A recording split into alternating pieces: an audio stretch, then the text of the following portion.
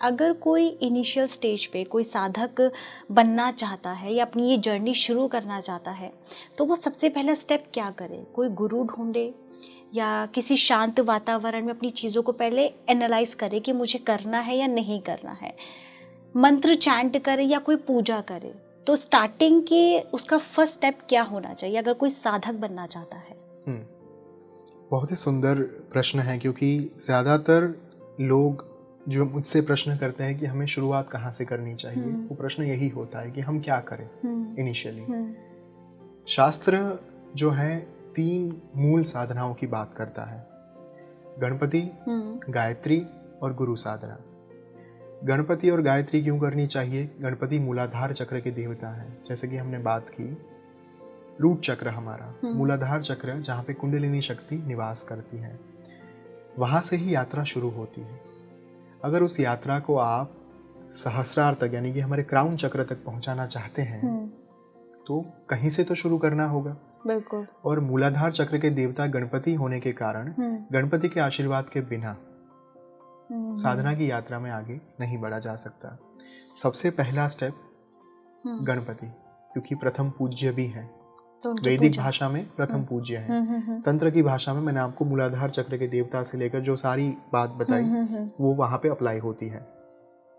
गणपति साधना के बाद जब आपको भगवान की रजामंदी मिल जाए, आज्ञा मिल जाए, तब जाकर आपको जागृत करनी है माँ गायत्री के मंत्र को, उनकी साधना करनी है।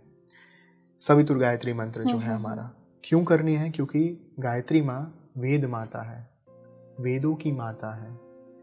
जो 4 वेद, ऋग्वेद, सामवेद, यजुर्वेद, अथर्ववेद हमें प्राप्त हुए, जिनकी कृपा से प्राप्त हुए, वो स्वयं वेद माता गायत्री हैं। ओके। हमें सारे वैदिक मंत्र जो हैं, मृत्युंजय मंत्र, सवितुर गायत्री मंत्र, शिव पंचाक्षरी मंत्र, शिव दशाक्षरी मंत्र, विष्णु द्वादशाक्षरी मंत्र, ये सारे मंत्र हमें प्राप्त हुए वेदों में से। जो तंत्र प्राप्त हुआ वो अथर्ववेद से प्राप्त हुआ। इसी के कारण किसी भी मंत्र को जागृत करने से पहले गायत्री माँ से आज्ञा लेनी होती है। तो इसी कारण से सर्वप्रथम गणपति और गायत्री की साधना करनी है। मान लीजिए स्पिरिचुअल हाईवे पर आगे बढ़ रहे हैं आप, और आपको वहाँ पे टोल टैक्स देना है।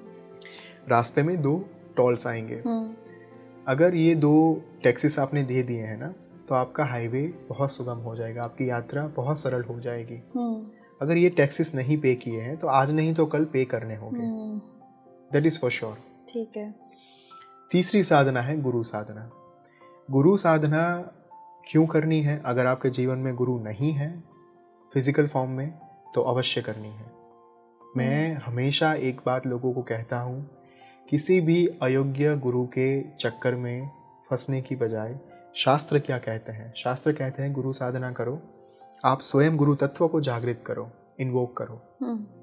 तत्पश्चात अगर आपके गुरु नहीं भी हैं तो भी आदि गुरु महादेव, क्योंकि महादेव ने हमें तांत्रिक एवं वैदिक मंत्र दिए और शाबर मंत्र दिए। वो मंत्र जिन्होंने दिए वो सबसे पहले मंत्रों के रचयिता थे भगवान महादेव। वही थे सबसे पहले गुरु, आदि गुरु महादेव। और आदि गुरु महादेव को गुरु तत्व, गुरु पद पे स्थापित करने के बाद आप साधना की यात्रा में आगे बढ़ सकते हैं। इसी वजह से 15 साल तक मेरे कोई गुरु नहीं थे, लेकिन मेरी यात्रा रुकी नहीं। क्यों? क्योंकि मेरे अंतर में ये गुरु तत्व जो है वो स्थापित था कहीं ना कहीं। अगर फिर आगे जाकर आपको फिजिकल फॉर्म में गुरु की आवश्यकता होगी तो ब्रह्मांड स्वयं ये बात सुनिश्चित करेगा कि आपके जीवन में योग्य गुरु की ही प्राप्ति हो आपको। ये ब्रह्मांड के ऊपर छोड़ दीजिए। लेकिन आप गुरु साधना के माध्यम से गुरु तत्व के साथ कनेक्ट कर सकते हैं। ये तीनों साधना हमारे जो मूल मंत्र शास्त्र हैं, मंत्र महार्णव, उसमें दी गई है। इसके अतिरिक्त आप इसे सरल भाषा में अगर पढ़ना चाहे, इसके विधि विधान जहाँ पे दीप प्रागट्य, पवित्रीकरण, आचमन, न्यास, मुद्रा, विनियोग, स्वस्ति वांचन, महागणपति आवाहन, षोडशोपचार पूजन, उत्तर मुद्रा, पूर्व मुद्रा, मूल मंत्र जप, तर्पण, मार्जन, यज्ञ, पूर्णाहुति से लेकर सारे जो विधि विधान हैं जो शास्त्रों में दिए गए हैं, वही विधि विधान। क्योंकि हमारे ज़्यादातर लिसनर्स जो हैं वो इंग्लिश भाषा से ज़्यादा परिचित होंगे, हिंदी से ज़्यादा परिचित होंगे, तो उनके लिए एक बहुत सुंदर पुस्तक है ancient science of mantras written अच्छा। बाय ओम स्वामी। अच्छा।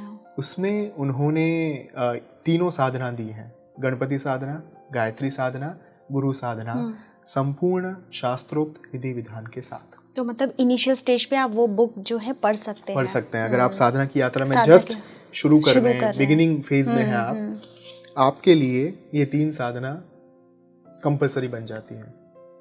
और ये 3 साधना जो है आप वहाँ से सीख सकते हो करना। और धीरे धीरे धीरे समय के साथ आप सबसे पहले गणपति साधना का संकल्प लीजिए, 28 दिन की गणपति साधना कीजिए। अच्छा। फिर 28 दिन की गायत्री साधना कीजिए, फिर 28 दिन की गुरु साधना कीजिए। अगर गुरु आपके जीवन में नहीं है तो, अगर आपके जीवन में गुरु हैं तो गुरु साधना ऑप्शनल बन जाती है फिर। अच्छा। तो वैकल्पिक बन जाती है। तो अगर फिजिकल फॉर्म में गुरु हैं तो आपको गुरु साधना करना या नहीं करना आपके हाथों में है। अगर नहीं है तो जरूर करनी है। ओके। उसके बाद ये जो साधना की आपने ऊर्जा धारण कर ली है, उसके ही आधार पर फिर आपके जो इष्ट हैं या फिर आपके जो देवता हैं जिन्हें आप बहुत पसंद करते हैं, जिनके प्रति आपके हृदय में, आपके अंतर में बहुत श्रद्धा भाव, समर्पण, आस्था है, चाहे वो कृष्ण हो, राम हो, हनुमान, गायत्री, माँ दुर्गा, माँ लक्ष्मी, गणपति, इनकी उपासना की ओर आप आगे बढ़ सकते हो तंत्र साधना के मार्ग पर या फिर वैदिक साधना के मार्ग पर। ये सारे द्वार आपके लिए खुल जाएंगे। इट इज़ लाइक एक डोरवे है, गणपति, गायत्री, गुरु साधना, ये तीनों साधना आपके लिए डोरवे का काम करेगी। ये तीनों डोरवे में से आप जब गुजर जाएंगे, पसार हो जाएंगे, उस समय पर आपके सामने कई सारे विकल्प जो है वो खुल जाएंगे। फिर वहाँ से आपको जिस भी मार्ग पे जाना हो आप जा सकते हो। पर मैं बहुत देर से ना एक बात आपको कहना चाह रही हूँ और इसका रीज़न भी पूछना चाह रही हूँ। आपका जब मैं जब इंटरव्यू में इतने टाइम हो गया मुझे आपसे बात करते करते, आपका ना वो वॉइस इतना सॉफ्ट और एक लेवल पे है कि वो ऊपर नहीं नीचे नहीं, और इतनी साधारणता आपके शब्दों में, ये कैसे आपने मेंटेन किया हुआ है? आपकी वॉइस बहुत स्वीट है और जिस तरह से आप बात बता रहे हैं, जैसे तांत्रिक साधनाओं की जब बात करते हैं ना तो एकदम चेहरा कैसा हो जाता है, राइट, कि हम तंत्र की बात कर रहे हैं, लेकिन आपने तांत्रिक साधनाओं को इतने सरल शब्दों में, इतने सरल स्वभाव में बता दिया कि लग ही नहीं रहा कि हम तंत्र साधना की बात कर रहे हैं। ये सौम्यता आपके अंदर कहाँ से आई है? एक ही विधान, एक ही वाक्य में कहूँ तो माँ की कृपा, और कुछ भी नहीं है मेरे पास कहने लायक, बताने लायक। आंचल जी, मैं यही बात लोगों को समझाना चाहता हूँ कि जब आप साधना के मार्ग पर आगे बढ़ेंगे ना, आप जिन देवी या देवता की उपासना कर रहे हैं उनका स्वभाव आपके अंदर आने लगेगा। उनकी सौम्यता, उनके अंतर में स्थित जो एक स्थित प्रज्ञता है, स्थिरता है, शांति जो है, वो आपके अंदर दिखना शुरू हो जाएगा। और साधक का लक्षण ही यही होता है। एक साधक को कैसे पहचाना जाए कि ये साधक है? बोल बोल के बहुत कुछ चीज़ें हो सकती है। आज बहुत ऐसे लोग हैं जो ये कह रहे हैं कि हमने ये किया है, हमने वो किया है। एक साधक को पहचानने के लिए उनकी वाणी को देखिए।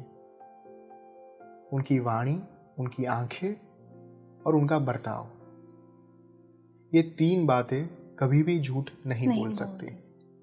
उनका तेज ही कुछ अलग होगा। उनका जो ललाट होगा, उनके ललाट पर ही उतना तेज जो है वो व्याप्त होगा, ये समझने के लिए कि उनकी साधना कहाँ तक की है। उनकी वाणी में आपको साक्षात ईश्वरत्व का वो भाव आएगा। वहाँ पे कहीं भी आपको भ्रमित करने की बात नहीं होगी, कहीं भी आपको डराने की बात नहीं होगी, कहीं भी आपको एक गलत रास्ते पर ले जाने की बात नहीं होगी। जो भी बात कही जाएंगी, मैं फर्मली बिलीव करता हूँ कि I am just an instrument. मैं एक वो वेसल हूँ, एक वो पात्र हूँ जो अपने मुख से सिर्फ वही बात करना चाहता है जो माँ कराना चाहती है। मेरे मुख से वही निकले जो माँ के लिए हो, माँ को समर्पित हो, जो लोक कल्याण के लिए हो। कुछ भी ऐसी बात ना निकले जो साधना करने से लोगों को रोके। बहुत बार जब हम देखते हैं ना तंत्र के बारे में लोग बात करते हैं, तब लोग आके कमेंट करते हैं कि ये गुप्त ज्ञान है, गुह्य ज्ञान है, सीक्रेट नॉलेज है, इसको ऐसे पब्लिक प्लेटफॉर्म पर हम्म, नहीं लाना चाहिए। आंचल जी, गुप्त ज्ञान के नाम पर ही इतने साल से हमने इस ये ज्ञान सारी को चीजें ढक के हो रखा, रही हैं। ढक के रखा बिल्कुल, हमने इस बिल्कुल, चीज को। बिल्कुल। अगर अभी हम इसे बाहर नहीं नहीं आए। लाएंगे तो ये संपूर्णतया लुप्त हो जाएंगी।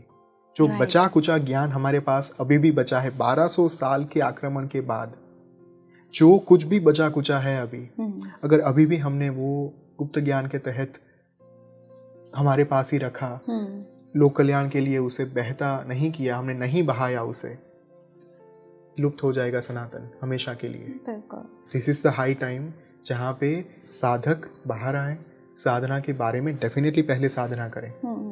एक बार साधना की उस अवस्था पर पहुंच जाए, फिर माँ स्वयं ही सुनिश्चित करेंगी कि आपको कहाँ पे एक पात्र के तौर पर, इंस्ट्रूमेंट के तौर पर क्या बात करानी है आपसे समाज के लिए, तो माँ के ऊपर छोड़ दीजिए। She knows everything. बस यही वाली बात होती है कि इस चीज़ को बहुत कम लोग कर पाते हैं। फिर जब आप साधना बहुत ज़्यादा शक्तिशाली हो जाते हैं तो वो घमंड, जो अहंकार होता है ना, वो यहाँ चढ़ जाता है, और फिर वो जो शब्द जिससे आपने शुरुआत की थी बहुत सौम्य तरीके से, वो नहीं रहता, अहंकार बोलता है। और आपके वो नेचर में समझ में आ रहा है कि अहंकार तो छोड़िए, कि आपके स्वभाव में और आपकी वाणी में वो चीज़ लग रही है कि हाँ, इसे कहते हैं साधक होना। और यहाँ पे एक बात जो आपने अहंकार की कही, मैं बहुत ही फर्मली बिलीव करता हूँ कि अगर आपने वास्तव में साधना की है ना, तो आप कभी भी अहंकार में आ ही नहीं सकते। उसका एक सबसे बड़ा कारण ये है, ये ज्ञान शास्त्रों ने दिया, ये साधना, ये मंत्र जागृत किए ऋषि मुनियों ने, हमारा कुछ है ही नहीं, तो किस बात का अहंकार? Right right right. अहंकार उस बात का हो सकता है जो हमने क्रिएट किया, खुद से बनाया। राइट। ये आपको ज्ञान सदियों से दिया जा रहा है, जो आपका है ही नहीं, उसका अहंकार कैसे किया जा सकता है? बिल्कुल बिल्कुल। अगर ये बात साधक समझ गए तो आई डोंट थिंक सो कि अहंकार की जो प्रॉब्लम है उनको कभी फेस करनी पड़ेगी। राइट।